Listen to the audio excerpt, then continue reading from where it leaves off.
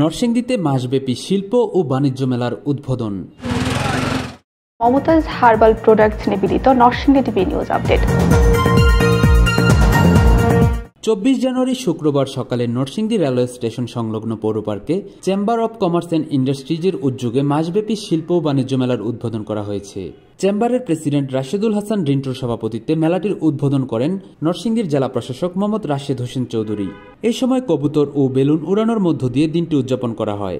স্টলগুলো প্রদর্শন শেষে বক্তব্য রাখেন জেলা প্রশাসক। উক্ত আয়োজনে আর উপস্থিত ছিলেন Narsingdi chamber of commerce and ইন্ডাস্ট্রিজের ভাইস প্রেসিডেন্ট হাসিব আহমেদ মোল্লা, পরিচালক নাজমুল হক ভুইয়া, দেলোয়ার হোসেন দুলাল, নাসির আহমেদ রিগান, সারোয়ার হোসেন ভুইয়া, ইফরান আহমেদ মোল্লা, এনায়েত সারজিৎ সহ আরও অনেকে।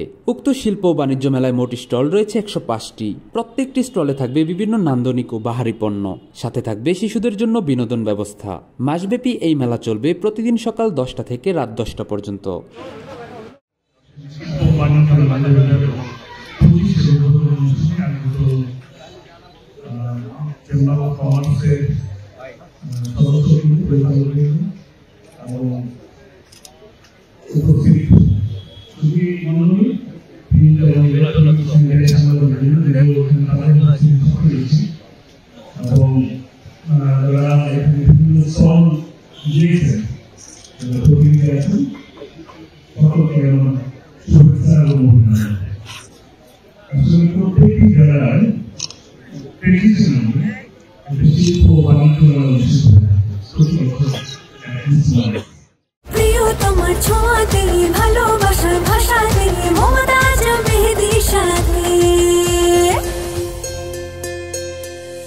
মমতাজ মেহেদি, প্রিয়জন প্রিয়তমার মেহেদি।